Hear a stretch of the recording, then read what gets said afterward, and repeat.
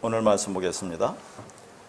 마태복음 5장 10절에서 12절 말씀입니다. 의를 외어 박해를 받은 자는 복이 있나니 천국이 그들의 것임이라. 나로 말미암아 너희를 욕하고 박해하고 거짓으로 너희를 거슬러 모든 악한 말을 할 때에는 너희에게 복이 있나니 기뻐하고 즐거워하라. 하늘에서 너희의 상이 큼이라. 너희 전에 있던 선지자들도 이같이 박해하였느니라. 지난 두 번에 걸쳐서 10절의 말씀, 의를 위하여 박해를 받은 자가 복이 있다는 그런 말씀에 대해서 우리가 살펴보았습니다. 그러면 오늘은 11절과 10절 말씀을 볼 텐데요. 자, 지금 11절에도 복이라는 단어가 나오죠. 그러면은 10절에서 팔복이 끝났거든요. 그러면은 11절에 이 복이라는 또 단어가 나오는데, 그러면 이게 팔복이 아니고 구복입니까? 그래서 어떤 분들은 이것을 구복으로 말씀하시는 분도 있고요. 자, 예전에 저도 이것을 볼 때 이게 구복 아닌가라는 생각도 해보았지만 이것은 팔복입니다. 왜 그러냐면 10절의 말씀을 다시 한번 11절, 12절에서 좀 길게 설명하고 있기 때문에 이것은 팔복이 맞습니다. 자, 그러면 오늘은 10절을 다시 반복하고 있는 11절, 12절 말씀을 다시 살펴봄으로써 팔복 중 8번째 복을 마침과 동시에 예수님이 산상설교에서 말씀하신 지금까지 우리가 오랫동안 보았던 팔복을 모두 마치도록 하겠습니다. 자, 11절, 12절을 볼 텐데요. 그 단어들이 무엇을 의미하는지를 좀 어렵지만 원어에 담긴 뜻을 가지고 살펴보도록 하겠습니다.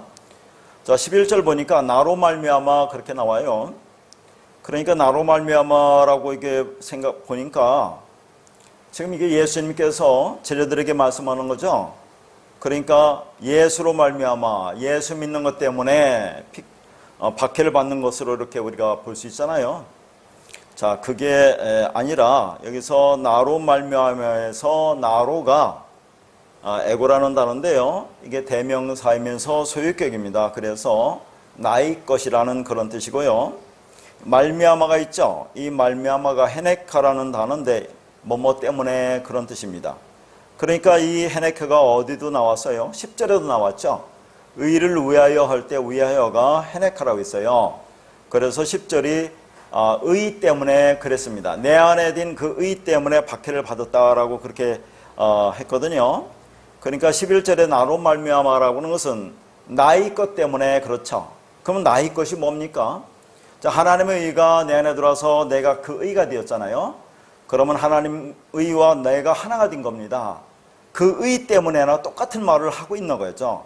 그러니까 10절에 의 때문에가 11절에는 나의 것 때문에라고, 하나님의 의가 내 안에 들어서 내가 그 의가 되었기 때문에 그것을 나의 것 때문에라고 이렇게 받고 있는 겁니다. 그래서 같은 말을 하고 있는 거예요. 자, 그러니까 이것은 예수님 때문에라는 말이 아닙니다. 우리말로 보면 예수님 때문에로 보이잖아요. 자, 그래서 10절에 의를 위하여가 11절에 나로 말미암아 이렇게 같은 말로 시작하고 있어요. 자, 그리고 나서 욕하다라는 그런 단어가 있는데 오네이 대조라는 그런 단어인데 중상모략하다, 비방하다 그런 얘기입니다. 자, 그러니까 우리 안에 그 의가 있죠. 진리가 있죠. 그러면 그 진리가 지금 중상모략을 당한다는 그런 말이거든요. 이게 무슨 말이냐? 자, 진리를 모르는 자들이 율법을 진리라고 말하고 있어요, 지금. 그러니까 내 안에 그 의, 진리가 그 사람의 말, 율법에 의해서 중상모략을 당하고 있다, 그런 말입니다. 비방을 당하고 있다, 그런 얘기예요.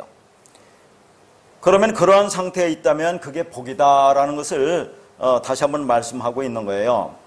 그러고 나서 박해하다는 것은 우리가 보았고, 거짓으로 너희를 거슬러 모든 악한 말을 할 때라고 되어 있는데, 자, 거짓이라는 말은 뒤에 좀 있습니다. 거짓이라는 것은 거짓말하다, 그런 얘기예요. 자, 그러니까 내 안에 진리를 그것을 이 사람들은 율법으로 말하고 있다면 돼. 율법이 진리라고 말하고 있으면 내 안에는 그이가 중상모략을 당하고 있는 것이고 그것이 그들이 거짓말하고 있다 하는 그런 말이에요. 자, 이건 이제 뒤에서 쭉 보겠지만 그러면 너희를 거슬러 모든 악한 말을 한다고 했는데 자, 그러면 여기서 너희를 거슬러 이제 뒤에 한번 보기로고요. 먼저 악한 말을 한다는 그 말을 먼저 볼게요. 악한 말. 이 악한 말이라는 단어가 악이라는 단어가 포네로스라는 단어고 말이 레마입니다. 우리 레마는 잘 알죠? 레마는 뭡니까? 영이고 생명이고 진리고 그리스도라고 있어요.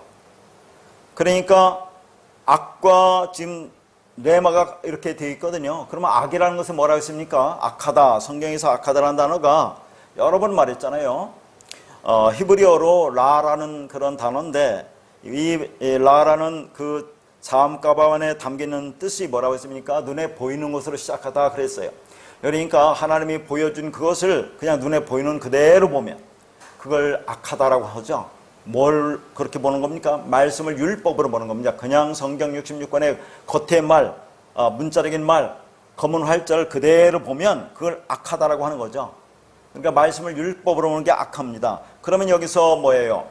자, 포네로스 레마니까 악과 레마가 같이 있는 거거든요. 율법과 진리가 같이 있는 거죠. 그러니까 이게 뭡니까? 율법을 이 사람들은 이걸 진리라고 말하는 거예요. 지금 율법을 진리라고 말하는 겁니다. 그러니까 율법을 진리라고 말하니까 진리, 레마가 뭐예요? 지금 내 안에 있는 그 레마 진리가 그렇게 말하는 것이 앞에 뭐라고 있습니까? 중상모략을 당하는 거예요. 그 비방을 당하는 겁니다. 그러니까 악한 말을 한다는 것은 레마 진리를 악하게 율법으로 다루는 거잖아요. 율법으로 보는 거. 그것을 말하고 있는 거죠. 지금 그러니까 10절에서 우리가 박해를 받는다는 말을 쭉 했잖아요. 그 얘기를 지금 길게 들어서 11절에서 이것을 설명하고 있는 겁니다. 자, 왜 포네로스라는 단어가 우리가 그것을 율법이라고 하느냐면 그 문자 안에 히브리 자음 안에 담긴 의미도 그런 의미가 있지만 이것이 포노스라는 단어에서 왔거든요. 포노스라는 것은 수고와 고통이라는 그런 의미입니다. 그러면 수고와 고통이 뭐겠어요? 일반적으로 신앙생활을 할 때 율법적 신앙생활을 하는 것을 우리가 수고하고 무거운 짐을 진다고 그러지 않습니까? 그러니까 여기서 수고로라는 포노스에서 포네로스라는 단어가 왔기 때문에 이 포네스라는 단어는 히브리 자음값으로 봐도 또 이 포노스라는 단어에서 온 것을 봐도 이것은 율법적 신앙생활을 말합니다. 율법을 가리키는 거다 그런 얘기죠.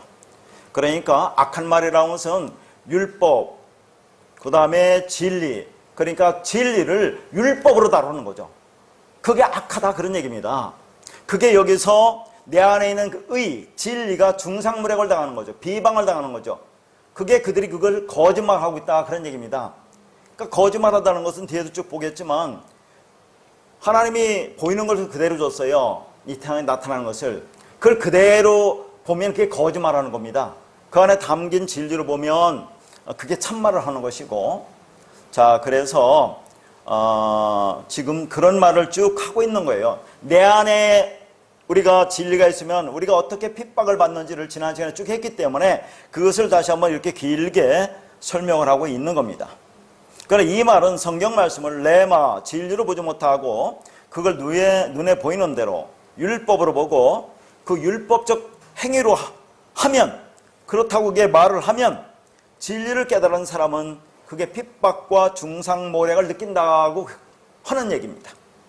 그러니까 포네로서 악이라는 것은 하나님의 진리를 잘못 사용하여 악하게 다루는 것, 율법으로 다루는 것, 율법으로 말하는 것을 말합니다. 그러니까 하나님의 말씀을 본래의 레마로 사용하지 못하고 그걸 그냥 표표적으로 사용하는 것을 말합니다. 다시 말해서 하나님의 말씀을 하나의 진리, 레마로 사용하는 것이 아니라 율법으로 자기가 행하는 것으로 이해하는 거 있죠.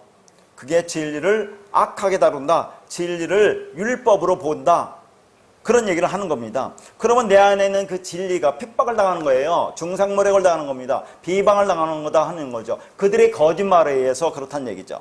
그래서 여기서 거짓으로라는 단어가 푸슈도마이라는 단어인데 이게 거짓말하다 그런 말이에요. 거짓으로가 거짓말하다. 자, 그 다음에 거기에서 거슬러라는 단어가 있죠. 거슬러라는 단어가 뭐뭐에 반하여 뭐뭐에 대항하여 그런 얘기입니다. 그러니까 너희를 거슬린다는 것은 우리 안에 지금 뭐가 있으니까 진리가 되었어요. 디카이슈네가 되었습니다. 그러면 그의 진리가 우리가 너희가 지금 여기서 거짓말하면 진리를 율법으로 말하면 그거에 반하여 너희를 박해하고 중상모를 간다는 그런 의미입니다. 그것이 네 안에 있는 레마를 악하게 다루는 거죠. 그러면 거짓말로 레마 진리를 악하게 만드는 꼴이 되는 거죠. 그래서 성경에서 거짓말이 뭡니까? 율법을 거짓말이라고 하는 거죠. 보이는 것, 성전, 율법은 거짓인데 그것은 결국 그 안에 담겨있는 진리를 말하려고 준 것입니다. 그러니까 예수가 왜 왔습니까? 육을 입고 그리스도 진리를 알려주려고 이 땅에 육을 입고 오신 거죠. 나타난 거죠. 그러니까 보이는 이 세상은 진리 참을 알게 하려고 나타난 것으로 그렇게 눈에 보여준 것을 거짓이라고 하는 거죠. 왜? 하나님은 진리를 눈에 보이게 보여줄 수 없기 때문에 보이는 것을 주는데 이 보이는 것을 거짓이라고 한다 그 말이에요. 그러니까 우리가 이제 산상설교에서 세 번째 계명으로 거짓 증거하지 말라는 그런 말이 나오거든요. 자, 거기서 거짓 증거하지 말라는 것은 하나님이 진리를 보이는 것으로 거짓으로 주었어요. 가짜로 줬는데 우리가 그걸 그냥 거짓으로 겉의 것으로 율법으로 증거하면 안 된다. 그걸 거짓말하지 말라고 하는 거예요. 그래서 내가 마음이 참 진리를 깨달았습니다. 진리를 알았어요. 그럼 우리는 거짓을 참으로 보게 되는 거다 하는 거죠. 거짓을 참으로 보여야 한다 그런 얘기입니다. 그러니까 진리를 깨달은 사람은 거짓이 참이에요. 그러니까 모든 것이 하나로 본다 하는 거죠. 거짓을 통해서 그 안에 참을 본다 그런 얘기입니다. 그래서 지금 내 마음이 율법과 진리가 하나가 되었습니다. 그러면 이 모든 것이 하나로 보이는 거다 하는 거죠. 그걸 디카이오시네, 내 안에 된 의라고 말하는 겁니다. 그러니까 거짓을 가지고 참을 모르면 여전히 거짓으로 신앙생활을 하는 거다 하는 얘기죠. 그걸 여기서 포네로스 레마라고 하는 겁니다. 레마 진리를 악하게 다루는 것, 율법으로 말하는 거다 하는 거죠. 진리를 거짓 증거한다라고 그렇게 얘기하는 겁니다. 나의 것 때문에 이런 일을 당하면 그건 내 안에 있는 그 의, 디카이 슈네가 있어서 그런 거다 하는 거죠. 그러면 그게 복이라고 말을 하고 있는 겁니다. 자, 그러면 12절에 기뻐하고 즐거워하라고 그래요. 기뻐하고 즐거워하는 것은 당연하다 그런 얘기입니다. 그게 감사한 일이다. 왜 그래요? 누군가가 나를 말씀으로 핍박한다는 것은 뭡니까? 자, 내 말과 그가 하는 말이 서로 다르다는 것을 우리가 알 수 있잖아요. 그러면 기쁘고 감사한 일이다 하는 얘기죠. 그래서 하늘에서 너희 상이 크다라고 말합니다. 자, 예수님은 우리가 기뻐하고 즐거워해야 하는 이유와 내용을 무엇이라고 말씀하시느냐 하면 하늘에서 너희 상이 크기 때문이라고 얘기해요. 자, 그러면 여기서 자 우리가 좋아하는 하늘의 상이 나왔습니다. 자, 그러면 하늘에서 너희 상이 크다는 것이 무엇인지를 우리는 알아야 되겠죠. 그러면 우리가 기뻐하고 즐거워해야 하는 이유에 대해서 알 수 있을 거다 하는 얘기죠. 그러면 여기서 말하는 상이 무엇을 말하는 것이냐 하는 거죠. 자, 그러면 우리가 이제 뒤에 제가 쭉 전개하기 전에 여러분 그러면 이 상이 뭐라고 생각합니까? 10절을 다시 11절 12절에서 반복한다고 했어요. 그럼 10절의 결론이 뭡니까? 천국이 그들의 것이다 라고 하잖아요. 천국이 너희 것이다. 이것을 11절 12절에서 하늘에서 너희 상이 크다라고 다시 한번 얘기하고 있다니까요. 자, 천국이 뭡니까? 천국이라고 번역하면 안 돼요. 어떻거나 자, 여기서는 천국이 너희 것이다. 그것이 하늘에서 너희 상이 크다라고 얘기를 하고 있다는 것을 우리가 알고 말씀을 좀 보여야 되겠다 하는 거죠. 그러면 자, 이 상이라는 것이 무엇인지 알기 위해서 구약으로 가겠습니다. 상이라는 단어가 가장 먼저 나온 곳이 어디냐면 창세기 15장 1절입니다. 자, 창세기 15장 1절을 보겠습니다. 이후에 여호와의 말씀이 환상 중에 아브라함에게 임하여 이르시되 아브라함아 두려워하지 말라. 나는 네 방패여 너의 지극히 큰 상급이니라. 자, 여기서 가장 먼저 이 상급, 상이라는 단어가 나왔거든요. 자, 그러면 여기 보니까 뭐가 상급이라고 합니까? 여기 뭐가 상급이라고 그래요? 하나님이 여호와가 네 방패고 네 상급이래요. 여호와, 하나님이 우리의 상급이라고 한다 그 말이죠. 자, 하나님이 뭡니까? 하나님이 영이고 말씀이고 생명이고 진리가 하나님 아닙니까? 그러면 그 말씀 진리가 우리의 상급이라 그런 말을 하고 있는 거예요. 다른 거 쭉 안 보더라도. 그러면 오늘 10절에서 너희가 천국이다. 천국이 뭐예요? 우리가 쭉 보지만 우리가 그 하늘들의 그 나라, 그 진리가 되면, 아들이 되면, 그리스도가 되면 우리를 그 나라라고 하잖아요. 우리가 진리가 되면, 그러면 여기서 상급이라는 것도 하나님이 상급이니까, 하나님이 말씀이고 영이고 생명이니까, 진리니까, 우리가 진리가, 하나님이 진리를 우리가 받으면 그게 우리가 상이 되는 겁니다. 그게 우리 구원이잖아요. 우리가 그리스도가 되는 것이고 생명이 되는 거다. 뒤에 계속 말을 안 봐도 이렇게 다 할 수 있는 겁니다. 자, 그러나 계속해서 말씀을 보면, 그러면 여러분이 또 한번 궁금해야 할 것은 여기 환상이라는 단어가 나오죠. 이 환상이 뭡니까? 도대체 환상. 자, 환상이라고 생각하면 우리는 어떤 것을 생각하냐면 어떤 이상한 현상을 본 것을 말하죠. 이상한 현상. 그걸 환상을 보았다고 하지 않습니까?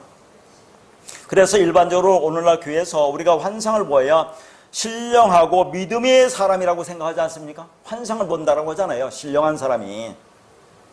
자, 그러면 환상이라는 것을 이 지금 창세기 15장 1절에 나와 있는 요 말씀 가지고 우리가 한번 환상이 무엇인지를 알아볼 텐데요. 거기 보면 여호와의 말씀이 나오죠. 말씀이 다바르라는 단어입니다. 그리고 이르시되가 나와요. 여호와의 말씀이 환상 중에 아브라함에게 이르시되가 나오거든요. 그러면 이르시되는 아마르입니다. 그러니까 말씀이 다바르가 뭐죠? 헬라어로 로고스, 율법. 그 다음에 아마르는 헬라어로 레마, 지금 아까 말한 레마, 진리를 가리키는 거죠. 그러니까 지금 하나님께서 뭐냐면 이 다바르, 율법, 로고스를 지금 레마, 진리, 아마르로 말씀하고 있어요. 지금 아브라함에게. 그러니까 아마르는 뭐라고 했어요? 다바르 안에, 율법 안에 담겨있는 내용이 레마 진리입니다. 그게 하나님의 마음, 하나님의 사랑이라고 했어요. 그러니까 하나님 말씀, 다바르 율법을 지금 아마로 진리로 말한다고 하는 거죠. 그러니까 환상이라는 건 뭡니까? 이 말씀을 그대로 보면 다바르 율법을 아마로 진리로 깨달아 아는 것을 환상이라고 한다니까요. 아니, 우리가 이상한 현상을 보는 게 아니라 하나님이 말씀하는 율법을 다바르를 그 안에 담긴 내용으로, 레마로, 진리로, 아마르로 깨닫는 것을 환상 본다고 얘기한다, 그런 얘기예요. 그걸 하나님을 본다. 하나님을 본다가 뭐라고 했어요? 호라오, 진리를 본다. 진리를 깨달았다고 하는 겁니다. 다시 말해서 로고스를 레마로 깨달으면 우리가 그걸 환상, 이상을 본다고 얘기하는 겁니다. 따라서 우리가 환상을 본다고 하는 것은 그 환상은 성경에서 말하는 환상과는 안 다른 거예요. 우리는 자꾸 환상과 이상을 본다고 하는데 그런 게 아니다 하는 겁니다. 자, 그러면 아브라함은 하나님이 다바르를 아마르로 말씀하시는 것을 깨달았습니까? 어떻게 생각하세요?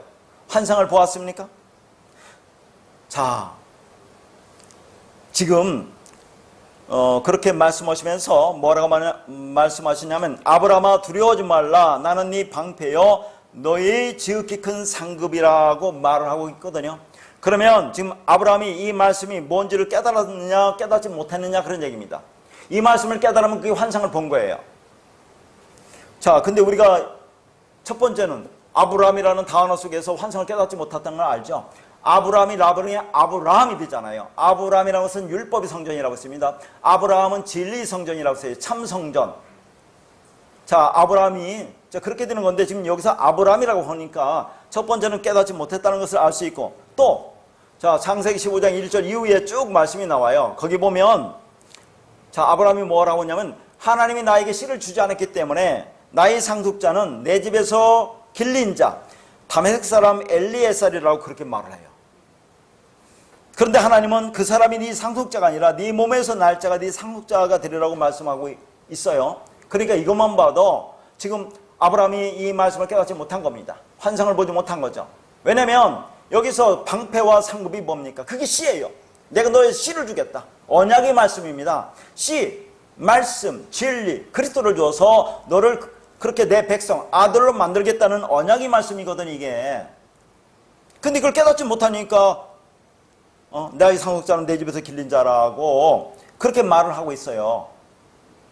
그런데 6절에 보면, 자, 창세기 15장 6절, 우리가 다 본 말씀입니다. 한번 쭉 읽어보시면 6절은 뭐라고 나오냐면 아브라함이 여호와를 믿으니 여호와께서 이를 그의 의로 여기시고라고 말하고 있어요. 아니 6절에는 아브라함이 여호와를 믿었대요. 그래서 여호와께서 그걸 그의 의로 여겼대요. 그러면 이게 다 뭐에 깨달은 거네. 이렇게 보면 이게 무슨 말이냐 하는 거죠. 자, 그러면 아브라함이 하나님의 말씀 진리를 깨달은 것처럼 환상을 본 것 같이 이 말씀 보면 생각되는데, 이거 제가 여러분한테 말씀드린 거잖아요. 여호와를 믿으니 그의 의로 여겼다는 것이 어떤 의미라고 했습니까? 자, 이거 한번 말씀드렸는데 여기서 믿다라는 단어가 아만이라는 단어입니다. 히브리어 아만. 이건 아멘과 같은 단어예요. 아멘. 히브리어 아멘이 뭡니까? 진리죠. 요 히브리어 아멘을 헬라어에서 그대로 갖다 써서 헬라어도 아멘 그렇게 해요. 그러니까 히브리어는 헬라어가 똑같습니다. 아멘, 아멘은 진리란 말이에요. 그게 아만이 진리라는 건데 왜 진리냐면, 자, 히브리어 진짜 진리라는 단어는 에메트라는 단어가 있거든요. 에메트. 이 에메트라는 단어가 아만이라는 단어에서 왔어요. 아만. 근데 원래 아만은 세우다 그런 얘기입니다. 똑바로 세우다. 좌우 치우침이 없이 똑바로 세우는 거. 그러면 그게 헬라어로 뭐라고 써요? 히스템이라고 있죠. 좌우 치우침 없이 똑바로 세워지면 그게 뭐라고 써요? 의라고 했어요. 의. 그게 의입니다. 자, 그런데 그걸 진리라고 말하잖아요. 그러니까 자, 우리가 성경에서 의로운 자가 됐다, 진리다.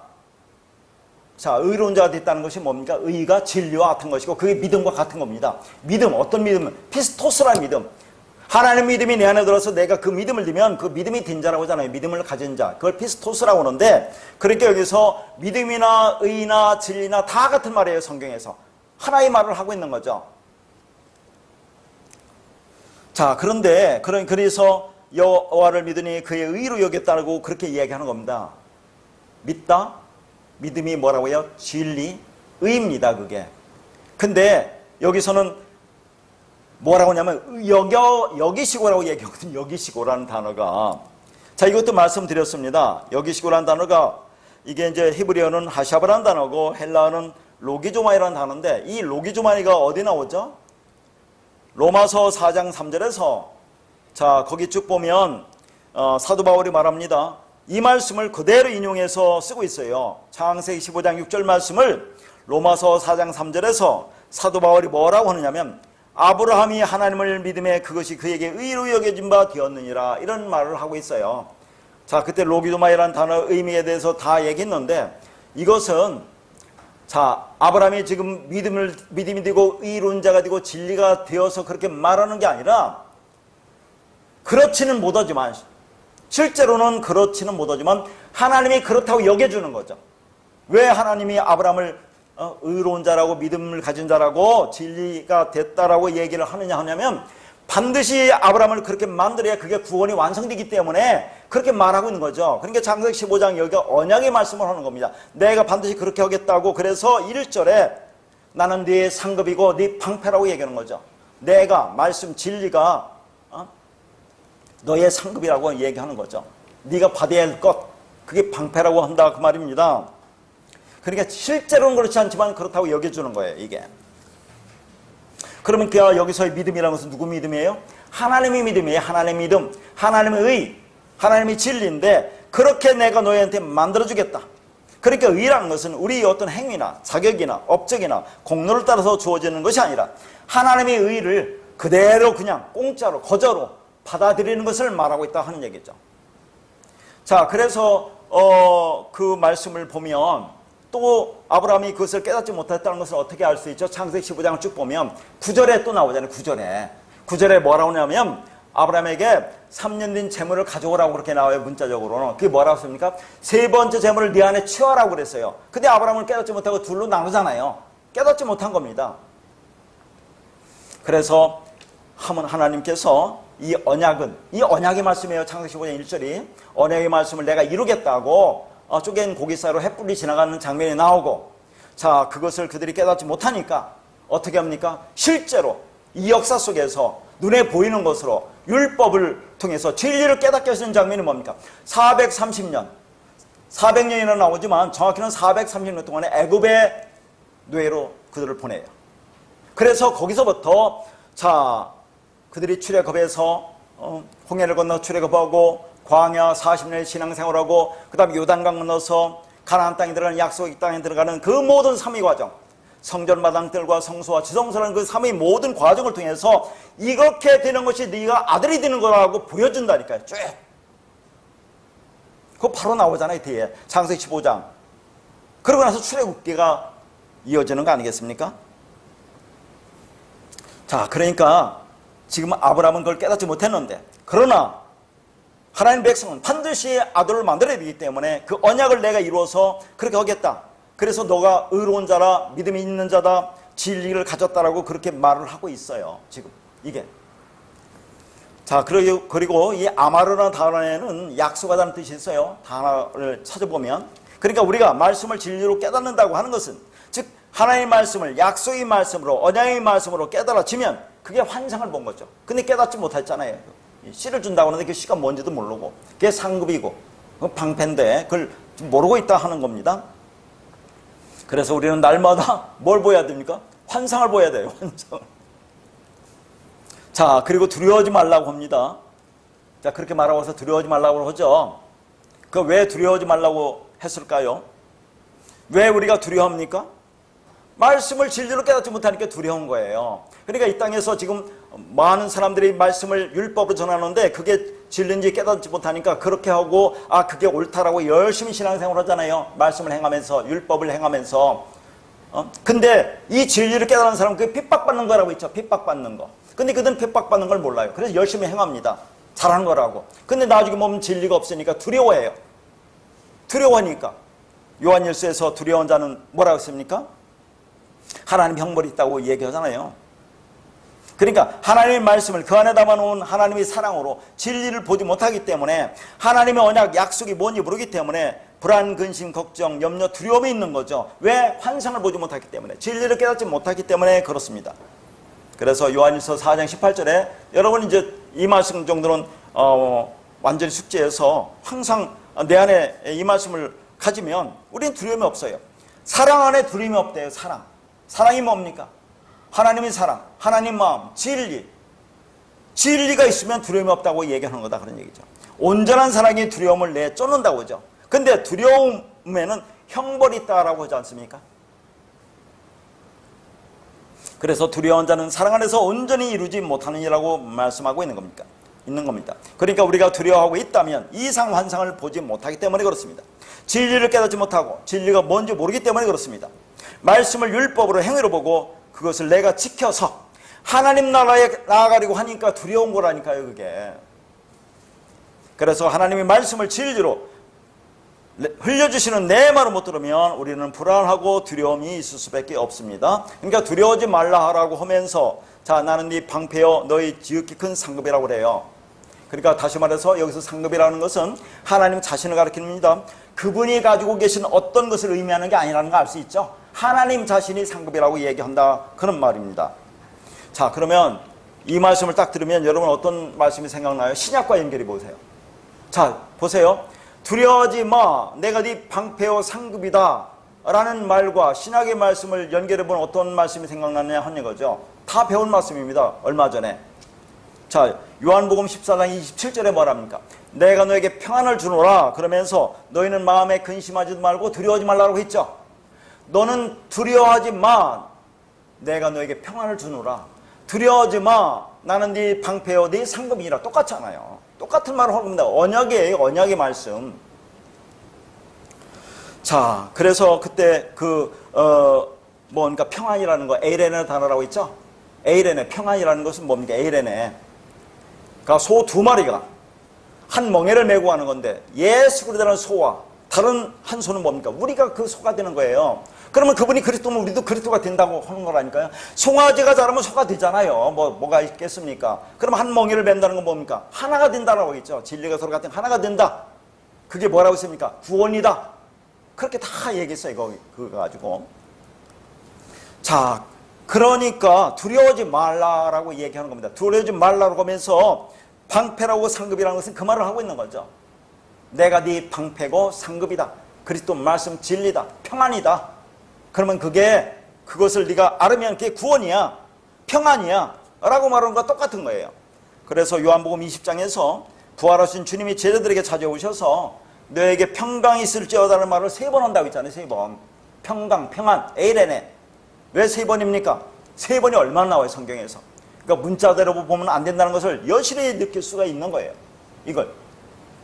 왜 평안, 평강을 3번 말합니까? 예수님이 죽고 이제 그리스도로 오잖아요. 그러면 그리스도가 오면 진짜 완전한 우리한테 평강이 오기 때문에, 평안이 오기 때문에 부활하신 후에 3번 연속으로 말씀하고 있어요. 평안, 평강이 있을지어라고. 자, 그러니까 하나님이 너희 방패가 되어 주시겠다는 그것이 무슨 뜻인지 모르기 때문에, 그분이 너희 상급이라는 말이 무슨 말인지 모르기 때문에 두려움이 오는 거죠. 그러므로 그분이 우리 방패가 되어 주신다는 것과 우리 상급이라고 하는 것이 무슨 뜻인지를 정확하게 우리는 알아야 된다는 얘기죠. 그러면 두려움이 사라지고 평안, 평강이 오는 겁니다. 자, 그런데 일반적으로 방패하면 어떤 생각 듭니까? 여러분, 방패, 하나님이 내 방패다라고 하면 어떤 생각이 들어요? 아, 내가 어려운 일, 환난을 당할 때 그걸 막아주시는 하나님을 먼저 생각하지 않습니까? 물론 그런 물리적인 것을 말할 수도 있어요. 하나님 자녀는 하나님께서 그렇게 보호하실 수도 있지만, 성경에서 말하는 그런 방패는 그런 환경적인 것을 말하는 것이 아니다라는 얘기입니다. 아니, 생각해 보세요. 믿음의 백성, 하나님의 자녀들이 이 땅에서 겪고 있는 수많은 그런 육신적이고 환경적인 일들을 한번 생각해 볼 때 어떻습니까? 자, 그들이 이 세상에서 모두가 아무런 환난이나 어려움 없이 평안합니까? 하나님이 그걸 다 막아주세요? 그렇지 않잖아요. 그래서 에베소서 6장 16절에는 이렇게 말합니다. 모든 것 위에 믿음의 방패를 가지고 이로써 능히 악한 자의 모든 불화살을 소멸하고 그랬어요. 자, 믿음의 방패라고 하는데 여기서 방패가 뭐예요? 믿음의 방패가 믿음이라는 방패. 그러니까 하나님이 내가 네 방패라는 것은 내가 네 믿음이야, 그런 말을 하고 있는 거죠. 그러니까 하나님의 믿음, 진리가 내 안에 들으면, 의로움을 들면, 자, 뭡니까? 악한 자의 모든 불화살을 소멸할 수 있대요. 여기 악한 자라는 단어가, 악하다는 것이 포네루스라고 있죠, 방금. 근데 앞에 정관사가 호가 붙었기 때문에 악한 자가 되는 거예요. 악한 자. 자, 그러면 악한 자라는 것은 율법을 진리라고 말하는 자예요. 그것을 계속 쏘아대는 겁니다. 오늘 또 이 시간에 수많은 사람들이 이 율법을 진리라고 보이는 것을 그대로 지금 말씀하고 있어요. 그럼 그게 불화살을 쏘는 겁니다. 근데 그것이 뭔지 모르면 그 불화살을 맞고 죽어요. 근데 믿음의 방패를 가지면, 믿음이라는 진리가 내 안에 있으면, 아, 이것이 나를 핍박하는구나, 여러분 알 수 있잖아요. 그러면 거기서 나오니까, 그러면 그게 구원이고 생명이 되는 거죠. 그러니까 믿음의 방패라고 하는, 믿음이라고 하는 것은, 자, 그게 방패인데 그 믿음이 호피스티스라는 그런 단어예요. 그러니까 믿음이라는 방패라 그 말입니다. 그런데 그 방패가 되는 믿음은 하나님의 믿음이라고 하죠. 히브리서 12장 2절입니다. 믿음이 주요 온전하게 하시는 인 예수를 바라보자. 예수 그리스도가 뭐라고요? 믿음이 주래요. 그러니까 예수 그리스도가 믿음이다, 그 말입니다. 따라서 그 그리스도 예수가 내 안에 들어오면 내가 그분의 믿음을 가지게 되죠. 그러면 그 믿음이 나의 방패가 되어 주시는 겁니다. 그러니까 한마디로 말해서 방패가 믿음입니다. 누구의 믿음? 하나님의 믿음이다, 그런 얘기를 하는 거죠. 그걸 나는 네 방패다, 하나님의 방패, 믿음, 하나님 믿음, 그게 상급, 하나님 말씀 진리, 의가 되는 것, 그거 다 말하고 있는 거죠. 자, 그러면 상급이라는 단어가 히브리어 사카르라는 단어거든요. 사카르. 이게 이제 헬라어로 뒤에 쭉 써놨어요. 미스도스라는 단어인데 똑같은 단어예요.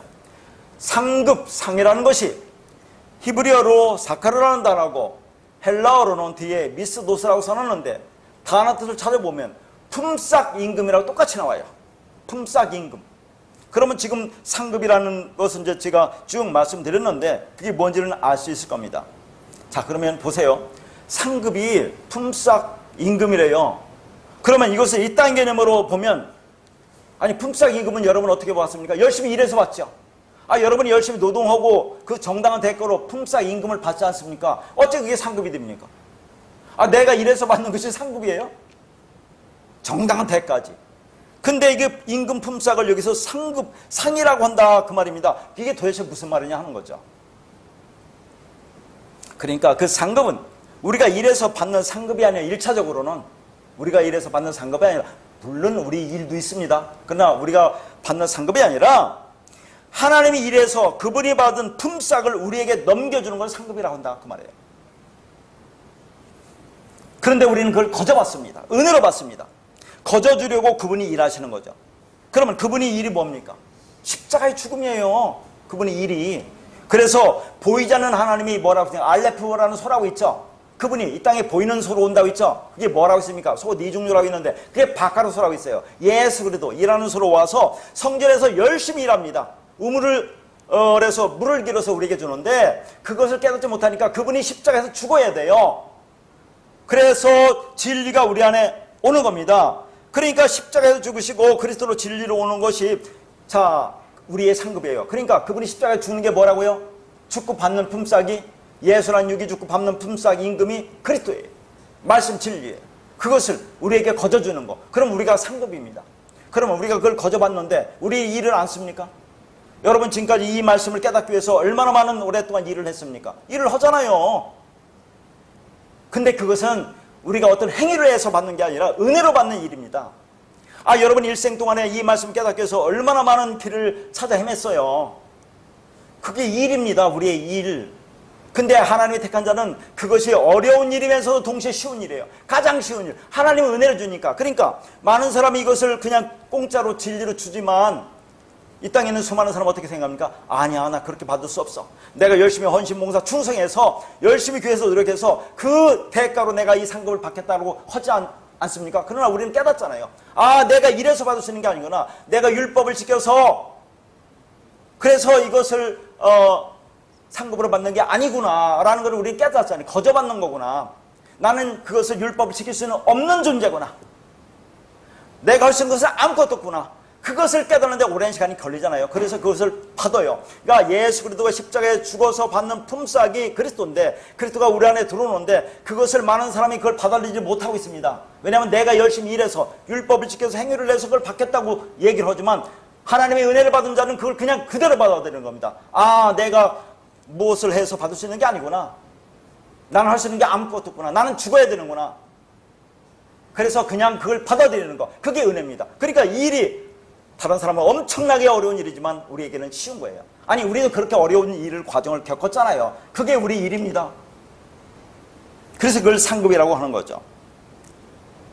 그러니까 그분이 우리 기름 물을 자로 오셨잖아요. 우리가 봐도 기름 물을 자 오셔서 그렇게 십자가에 죽으시는 그 대속으로 얻는 품삯이 우리가 받게 되는 나의 상급이라고 하는 얘기입니다. 은혜의 품삯이에요. 그래서 에베소 2장 8절에 그렇게 말하지 않습니까? 너희는 그 은혜에 의하여 믿음으로 말미암아 구원을 받았으니 이것은 너희에게서 난 것이 아니요 하나님의 선물이다. 자, 믿음은 어떻게 받아요? 은혜로 받는 거예요. 그냥 공짜로. 믿음이 뭐예요? 방패고 상급이에요. 그 방패 상급은 공짜로 받는 겁니다. 그게 구원이에요. 그러니까 우리 행위가 아니라고 하잖아요. 하나님의 선물이라고 하잖아요. 이걸 말하고 있는 겁니다. 오직 하나님의 은혜로 그 그리스도 예수가 내 안에 들어와서 내가 그분의 믿음을 가지게 됨으로 주어지는 상급입니다. 근데 재밌는 것은 또 상급이라는 사카르라는 단어 속에는 이런 뜻이 있어요. 이빨로 2번 씹어서 넘겨준다 라는 그런 뜻이 있습니다. 어려운 곳에 있는 얘기지만 이게 무슨 말일까? 이빨로 2번 씹어 넘겨준다. 첫 번째 씹어주는 게 있고 두 번째 씹어주는 게 있다 그 말입니다. 그게 상급인데 첫 번째 씹어주는 게 뭡니까? 율법. 두 번째 씹어주는 게 진리. 그러니까 첫 번째가 예수, 두 번째가 그리스도, 첫 번째가 십자가의 죽음, 두 번째가 부활. 그래서 우리 안에 들어오는 거. 그러니까 십자가의 죽음과 부활로 이루어진 그 품삯이라는 것을 은혜로 거저 너에게 주시겠다고 하는 겁니다. 이것이 너희 상급이라고 하죠. 한마디로 말해서 구원이고 영생이다 하는 걸 말하는 겁니다. 그러니까 내가 너희 지극히 큰 상급이라고 하는 것은 내가 너희 믿음이 되어줄게 그런 얘기예요. 내가 이루는 모든 것, 진리, 영생을 너희에게 넘겨주시겠다는 겁니다. 이게 언약의 말씀입니다. 그러니까 이 말씀은 죽어서 천국에 가면 상급을 많이 받는다고 하는 그런 단순한 말이 아니죠. 성경이 말하는 상급은 많은 사람들이 오해하고 있는 것처럼 행위에 따라서 차등으로 주어지는 이 땅의 개념이 아니에요. 그게 상급이 아닙니다. 그래서 오늘 본문에서 상이라고 하는 헬라어가 미스도스라는 단어인데 똑같아요. 아까 얘기했죠. 사카르라는 단어, 임금 품삯입니다. 거듭 얘기지만 이 미스도스를 신약의 이 말씀을 보면서 많은 사람들이 상급으로 이해하고 있다 하는 얘기예요. 심지어 이것을 차등으로 주어지는 상급으로 이해하고 있어요. 그런 게 아니죠. 그러니까 상으로 번역된 미스도스는 믿음이라는 성도 일의 결과로 주어지는 것으로, 그 믿음이 누구의 믿음이라고요? 하나님의 믿음. 우리가 이러는 건 뭐예요?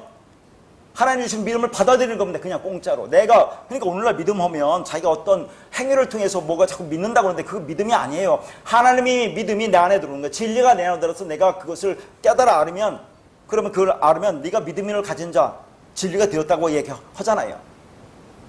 그러니까 우리 일은 믿음이라는 일을 하는 거예요. 그 믿음을 받는 겁니다. 공짜로. 자, 그리고 나서 하늘에서 너희 상이 크다고 하죠. 이 하늘에서라는 단어가 엔호 우라노스거든요. 우라노스가 하늘입니다. 근데 거듭 얘기지만 이 우라노스는 여기서는 이게 복수로 나와요. 복수가 뭐라습니까? 히브리 개념으로 쌍수, 짝수라는 개념이에요. 거듭 얘기하는데 하늘이 어떻게 복수가 있어요? 우리가 생각하는 하늘은 하나잖아요. 저 하늘도 아니지만. 근데 여기서는 복수로 나온다, 그런 얘기입니다. 그러니까 이제 엔호 우라노스라는 것은 그 하늘들 안에서 상이다, 그런 얘기거든요. 그러면 이게 복수 짝수라고 뭐라고 했습니까? 자, 나라는 땅적 성전, 율법의 성전 안에 그리스도라는 진리 성전이 오는 거예요. 그 하나님의 그 하늘이라는 단수는, 우라노스가 단수는 예수 그리스도라는 진리의 성전을 가리키는 거죠. 그 진리가 내 안에 오는 겁니다. 율법의 성전 내 안에 와서 나와 연합해서 하나가 되면, 그러면 그 하늘들 짝수, 쌍수라고 하는 겁니다. 그러니까 우리가 그 하늘들이 된 거잖아요. 그리스도 진리가 된 거죠. 그게 상이라고 한다, 그 말입니다. 다시 말해서 우라노스 안에서 상이 크다고 하는 것은 땅의 것, 호계예요. 이게 율법의 성전입니다. 율법의 성전인 우리가 그 진리를 깨닫고 진리가 되면 그 하늘과 우리가 하나가 되죠.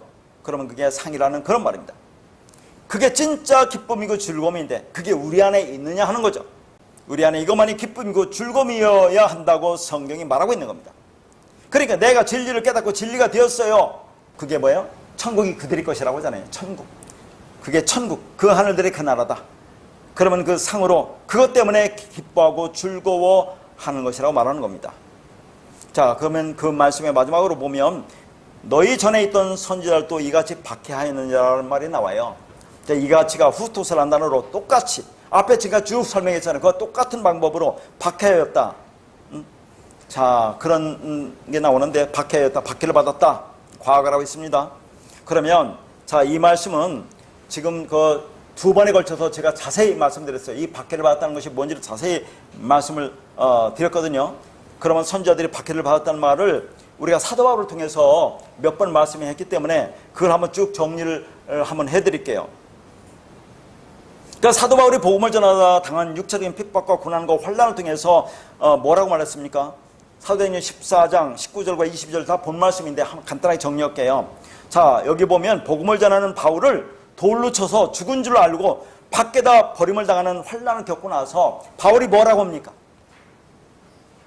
우리가 하나님 나라에 들어가려면 반드시 환난을 겪어야 된다. 거기 반드시라는 그 단어는 한글 성경에는 없지만 원어는 있어요. 반드시, must보다도 강력한, 반드시 환난에 겪어야 한다고 하는데, 아니 이 땅에서 이 사도 바울 같은 환난을 겪어야 하늘나라에 들어간다면 들어갈 사람이 누가 있어요? 진짜 그건 없지 거의. 그런 말이 아니라고 했죠. 그러니까 나에게 복음의 진리가 떨어지면 율법의 선악 구주가 그 진리의 말씀에 의해서 공격당하는 경험을 하죠. 그것을 환난이라고 하고, 그 환난이 바울이 복음을 전하며 당했던 핍박과 같은 고난의 아픔이라는 것으로 표현하고 있다고 말씀을 드렸습니다. 또 고린도전서 4장 9절 이하에 보면 바울이 복음을 전하면서 당한 고난과 핍박을 언급하면서 뭐라고 하죠? 너희는 나를 본받는 자가 되라고 하죠. 아니 그 뭘 본받으란 말이라고 했어요. 이 말은 예수 그리스도의 의를 받은 성도가 그 진리에 장악당하여 끌려가는 삶이 그렇게 핍박과 고난을 당하는 모습으로 드러나는 것을 상징적으로 보여주고 있음을 말한다고 했어요. 자, 제가 쭉 말씀드렸는데, 자, 한번 이 말씀을 한번 다시 볼게요. 고린도후서 11장 23절에서 27절입니다. 그들이 그리스도의 일꾼이냐 정신없는 말을 하거니와 나는 더욱 그러하도다.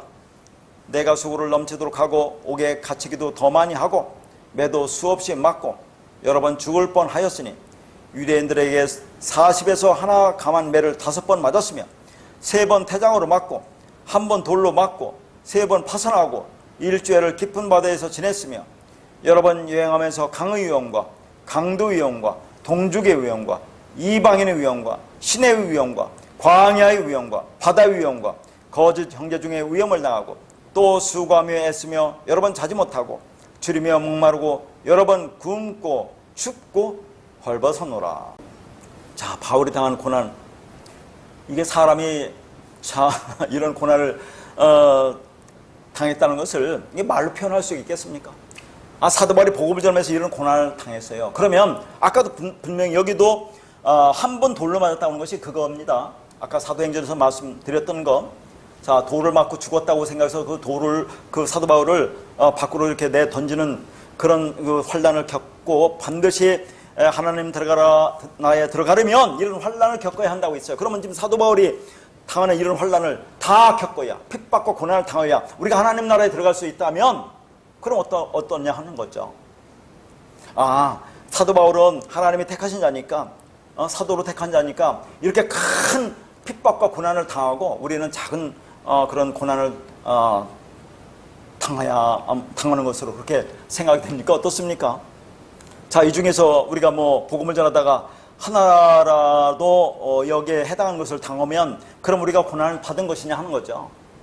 어떻게 생각하냐 그런 얘기입니다. 물론 거듭 얘기지만, 자, 이런 고난을 사도 바울이나 많은 선지자들 다 받았어요.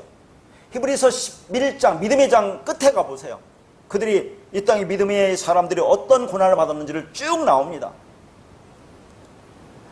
자, 그러면 모든 사람이 그렇게 고난을 받아야 하나님은 들어간다면 어떻게 생각하느냐 그런 얘기입니다.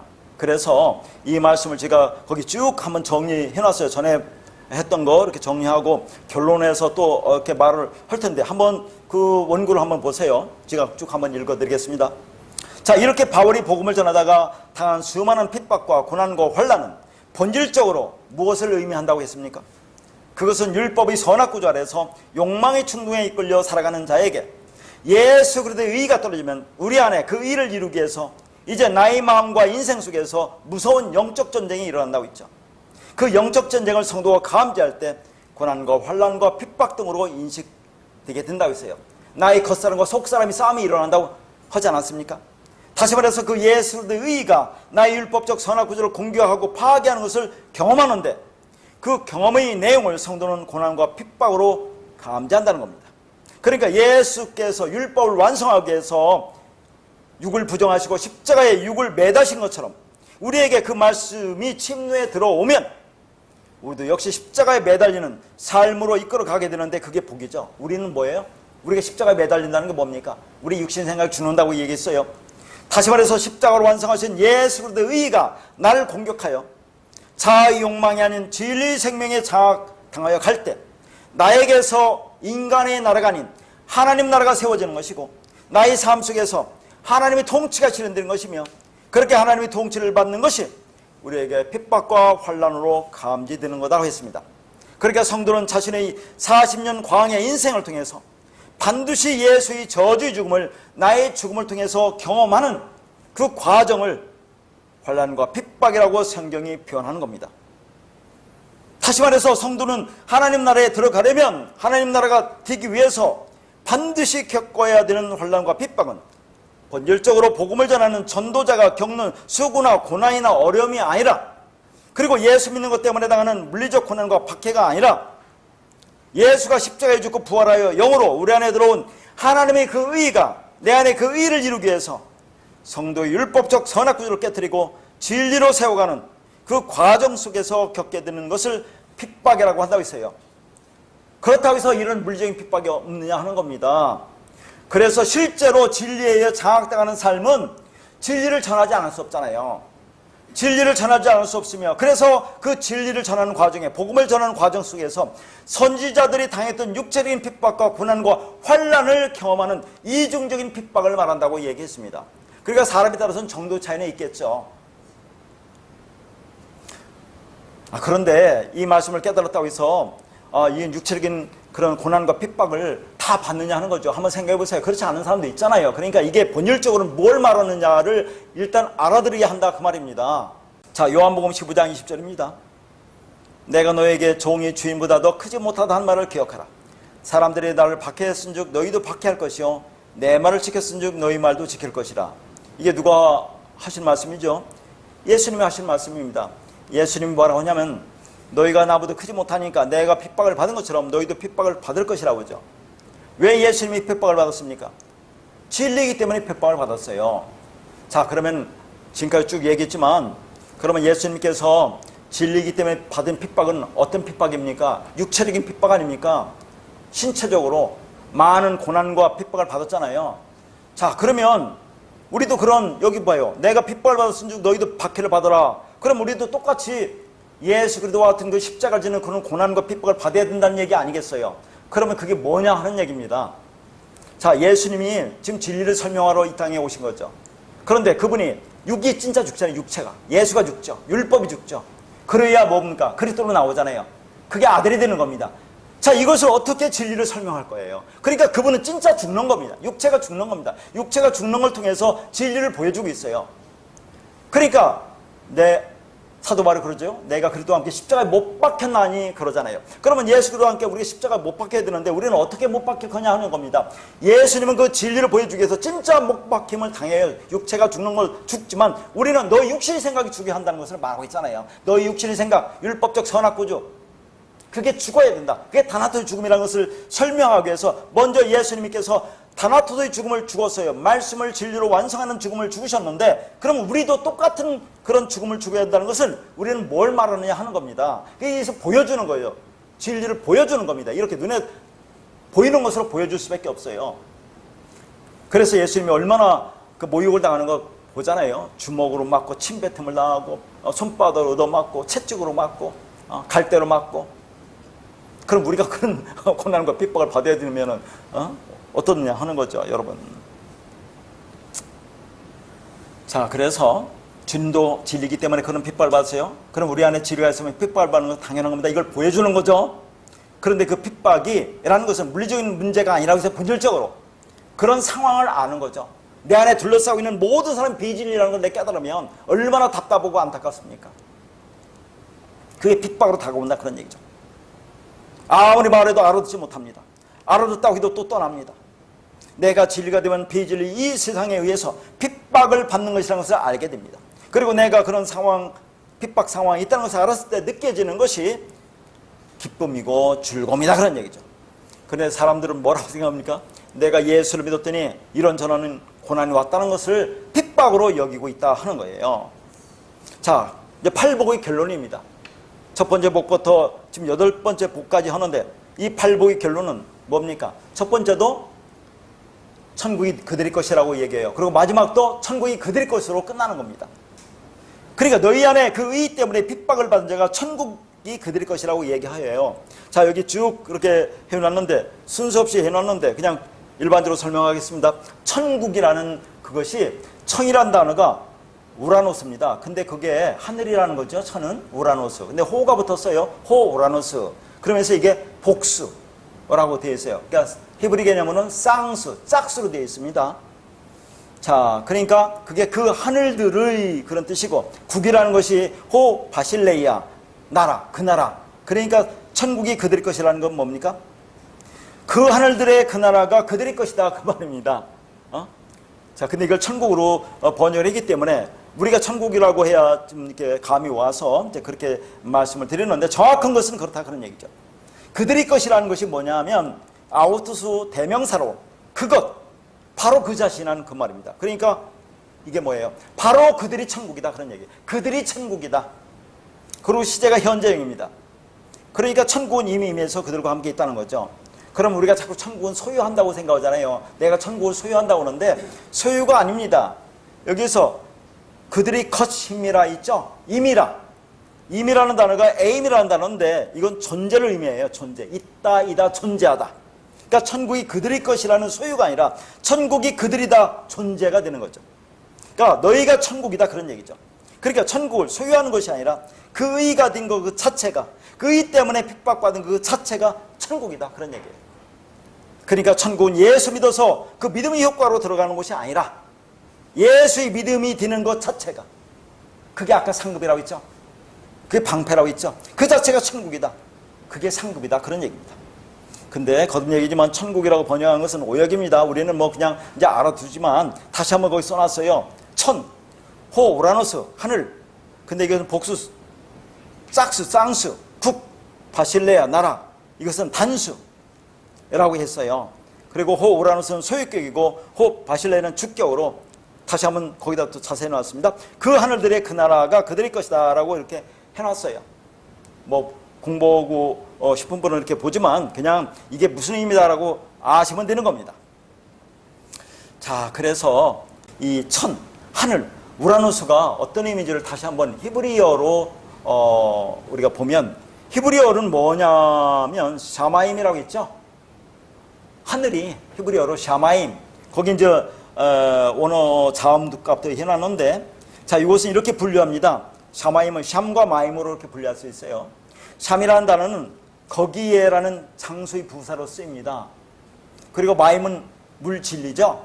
그러니까 히브리어 샤마임이라는 것은 직역하면 거기에 물이 있다 그 말이에요. 다시 말해서 구약의 배경에서 하늘이라는 개념은 물이 있는 곳이다 그런 얘기입니다. 성경에서 물은 뭐라고 했어요? 생명, 진리, 말씀이라고 했죠. 그러니까 샤마임은 결국 뭡니까? 진리가 있는 그곳, 진리가 든 그곳을 말하는 거죠. 그러니까 이 샤마임을 이제 히브리어잖아요. 이걸 한국이 이제 우리가 번역할 때 이거 하늘로 번역한 거예요. 우라노스라는 것도 헬라어로 이걸 하늘로 번역한 거죠. 그런데 자, 또 우리가 생각하고 싶은 분은 그 샤마임에서 샴과 마임으로 분류할 수 있다는데 이 샴이라는 그 모음을 붙이면 이게 또 셈도 돼요. 셈이 뭐라고 했어요? 노아의 장자 아들 이름이 셈이라고 했죠. 그 셈이 뭐라고 했습니까? 이름이 진리 말씀이라고 했잖아요. 그 말씀이 있는 곳, 말씀들, 임이라는 것이 복수이기 때문에 그렇게 하는 것은 한번 이렇게 생각을 한번 해보시기를 바라고요. 자, 그래서 이 우라노스 하늘이 뭐냐? 진리가 있는 그곳을 의미한다 그런 얘기입니다. 그러니까 진리는 하나님을 내용으로 하고 있는 것으로 하나님이 계신 거기가 바로 하늘입니다. 그런데 지금 그 진리가 어디에 있습니까? 어디에 있어요? 내 안에 있습니까? 내 안에 있습니다. 그러면 그 진리가 있는 거기가 어디입니까? 샤마임이라 그런 얘기죠. 샤마임, 복수, 짝수, 쌍수. 땅이라는 땅집 개념인 나에게 그리스도라는 진리가 와서 연합되어 하나가 되면 그게 짝이 되는 거죠. 하나가 되는 거잖아요. 나라는 부분과 그리스도라는 부분이 연합되어 하나가 되면 그걸 하늘이라고 하는 겁니다. 그 진리가 된 자들을 말하는 거죠. 그래서 우리 안에 진리가 마음으로 담겨 있으면 우리가 바로 하늘들이 되는 겁니다. 그러니까 우리가 하늘이라고 생각하는 저 하늘은 성경에서 말하는 그 하늘이 아니에요. 하늘이 있습니까? 없습니까? 하늘이 없는 것 같은데요. 하늘이 파랗게 보이죠. 다 했던 얘기입니다. 히브리에서 파랗다, 녹색은 뭐라고 써요? 텅 비었다라고 했죠. 텅 비었다. 그래서 한자도 뭐랍니까? 하늘천, 따지, 땅지, 거물현, 누르황, 그죠? 거물현. 하늘을 검다라고 그래요. 하늘이 검다라고 하는 것은 뭡니까? 가도 와도 끝이 없다는 거죠. 그건 무슨 말입니까? 바로 그 하늘들이 여기 있다 그 말입니다. 그러니까 진리가 뭔지 깨닫고 진리가 되면 그게 하늘인 것이죠. 그리고 이제 나라라고 번역된 바실레라는 단어는 이게 원래 통치하다, 다스리다, 바실리오라는 동사에서 온 것으로 나라는 통치와 다스림의 개념이에요. 그러니까 나라는 장소적 개념 이전에 하늘의 통치를 받고 있는 그 상태와 존재를 의미합니다. 그런데 주님이 마태복음 20장 28절에서 뭐라고 합니까? 인자가 온 것은 섬김을 받으려 함이 아니라 도리어 섬기려 하고 자기 목숨을 많은 사람의 대속물로 주려 함이라 하고 말씀하죠. 자, 여기서 섬김을 받으려 함이 아니요 섬기려고 왔다라고 얘기하거든요. 그러니까 여기서 섬기다는 단어가 지난 시간에 뭐라고 했습니까? 우리 다 했죠? 디아코네오. 뭐에서 왔다고 했어요? 디아코노스. 집사에서 왔다고 했어요. 그러니까 디아코노스라는 것을 우리가 집사라고 번역해서 쓴 거지. 그렇지 않습니까? 그러니까 예수님이 섬기러 왔다니까 예수님이 집사란 얘기예요. 이게 다른 게 아니라 그분이 집사고 사도고 선지자고 전부 다 그 모든 원형을 갖고 있는 분 아닙니까? 그러니까 섬기다는 거 지난 시간에 얘기했는데 이게 여기서 예수님이 섬기러 왔다는 이 단어가 집사라는 단어에서 온 그 단어예요. 그러니까 그 나라는 어떤 개념입니까? 자, 바실레아가 통치라고 되어 있는데 그 통치 개념은 섬긴다는 의미다 하는 거예요. 섬긴다. 그러니까 우리가 지금 하나님 나라에 있다는 것은 이 진리로 섬김을 받고 있다는 거죠.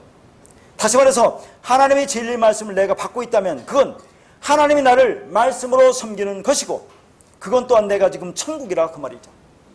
결국 천국은 진리의 통치와 다스림을 받는, 다시 말해서 진리로 섬김을 받는 그 존재와 상태를 말하는 겁니다. 그게 그리스도 진리와 하나로 연합된 하나님 나라의 백성들의 상태를 말하는 거예요. 그러면 그 하늘들의 그 나라가 어떤 모습입니까? 누가복음 17장 21절입니다. 또 여기 있다 저기 있다고도 못하리니 하나님 나라는 너희 안에 있느니라. 분명히 나오죠. 그러면 그 나라가 우리 안에 있다는 것은 진리가 있다는 말이죠. 그러니까 진리가 내 안에 있으면 그게 하나님 나라, 이게 현재 천국입니다. 여러분이 현재 천국이다 그런 얘기죠. 이 천국이 현재 내 안에 완성되어야 우리가 뭐라고 말할 수 없는 그 영원이라는 천국이 우리에게 주어진다 하는 얘기예요. 그걸 이 땅에서 뭐 한다고요? 예비한다고 하는 겁니다. 예비하는 게 뭡니까? 우리가 이 말씀을 깨달으면 부활한다고 해요. 그게 부활이에요. 이 땅에서 우리 부활이 돼야 됩니다. 그 천국을 예비해야 돼요. 그래야 이 땅에서 그것이 되어야 우리는 그 나라에 가는 것입니다. 그러니까 하나님 나라 천국은 분명히 존재하지만 이 땅의 개념으로는 우리는 모릅니다.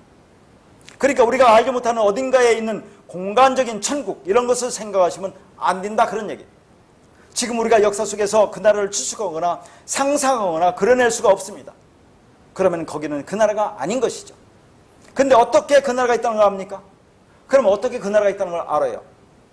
이 땅이 있기 때문에, 이 땅이 있으면 그것의 원형이 어딘가에 다른 차원으로 존재하겠구나로 아는 겁니다. 그곳이 이 땅에서 하나님 나라 천국을 사는 자들이 진짜로 가는 진짜 천국, 그 하늘들의 그 나라인 것입니다. 자, 이제 팔복을 다 정리하겠습니다. 예수님이 말씀하신 팔복은 8개의 개별적인 복이라고 했습니까? 하나의 복이라고 했습니까? 하나라고 했어요. 하나, 진리라고 했습니다. 그래서 성도의 삶 속에서 나타나는 삶의 내용이라고 했어요. 다시 말해서 창세기 1장에 7날의 언약을 받아 완성된 자들이 이 땅에서 8일 날 부활을 살아가는 성도의 삶을 8가지 복으로 설명한다고 했어요. 그러니까 하나님이 죽음을 통해서 그 진리를 받은 하나님 백성의 내적 상태를 한마디로 말하면 뭐라고요? 팔복이다 하는 거죠. 다시 말해서 하나님이 죽음으로 전달된 진리의 내용을 진리로 경험할 때 우리 안에서 일어나는 그 생명의 흐름이 바로 8가지 복으로 나타난다 그 말입니다. 자, 그러니까 우리가 이제 팔복을 쭉 봤는데 그 단어들이 어떻습니까?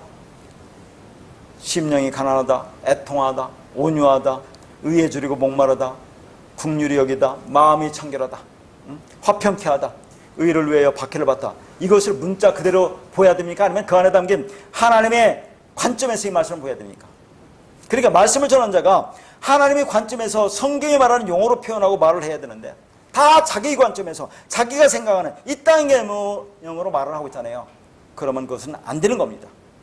그렇게 우리가 이 말씀을 겉으로 드러난 문자적인 이 땅의 개념으로 아니라 그 안에 담아놓으신 진리를 깨닫고 진리가 되면 논리적으로 뭐가 된다고 했어요? 우리가 아들이 되고 그리스도가 되고 그래서 구원이 완성된 자들이라고 했죠. 그게 그 하늘들의 그 나라라고 했습니다. 이가 우리가 받는 상급이라고 했어요. 그러나 우리는 여전히 이 땅에 살고 있잖아요. 이 땅 광야 교회에서 이 미드바라에서 말씀으로 양육받고 있는 겁니다. 그러나 이미 묵시 속에서는 진리로 완성되어 건너간 자들이 된 겁니다. 그걸 뭐라고 했어요? 히브리인, 이브리라고 했습니다. 그게 아들로 완성된 겁니다. 우리는 크로노스라는 이 역사 속에 있기 때문에 이러한 육을 입은 존재로 인식하고 있지만 묵시 속에서는 이미 완성되어 있다는 그런 말입니다. 그러니까 우리가 이브리가 되었다는 것은 광야에서 다바로 아까 말했죠. 율법으로 준 말씀을 아마로 진리로 깨달았다는 거죠. 그러면 광야를 떠나 요단강을 건너 가나안 땅에 들어갔다는 그런 말입니다. 그러면 이제는 광야교회를 떠났다고 볼 수 있는 거잖아요. 우리가 광야교회를 떠났다고 볼 수 있지만 아직은 육을 입기 때문에 이 땅에서 그 말씀으로 양육받고 있다고도 볼 수 있는 거고 그렇다는 얘기를 하는 겁니다. 자, 그래서 그렇게 하나님 나라를 상징하는 그 가나안 땅, 약속의 땅에 건너온 히브리인, 이브리인들이 그게 뭐예요? 진짜 교회들인 딘자들입니다. 아들이 딘자들이죠. 진리가 딘자들이 모여서 그 나라의 양식, 내일의 양식은 그리스도란 씨, 제라, 진리의 말씀을 확인하면서 다가올 그 영원한 나라를 조금씩 맛보면서 그 나라 가기까지 머무르는 곳이 진정한 교회인 것이죠. 그런데 복음을 잘못 알고 있으면 나는 이미 완성되었다고 생각하면서 교회를 떠난 사람들이 있다는 거죠. 물론 우리가 이 땅에서 이 말씀을 그 안에 담아놓으신 진리를 깨닫고 진리가 되면 논리적으로 아들이 되고 그리스도가 되어 구원이 완성된 자들은 맞습니다. 그런데 우리는 여전히 육을 입고 나의 욕망을 따라 살아갈 수밖에 없는 자들이라는 것을 알고 우리 안에 있는 그 진리 말씀을 매일 끊임없이 확인하고 더 깊이 들어가면서 이 세상 길을 가는 것이죠. 그리고 주님이 부를 때 담대하고 평안하게 미련 없이 이 세상을 떠나는 것입니다. 그런 은혜가 우리 모두에 있기를 바라겠습니다.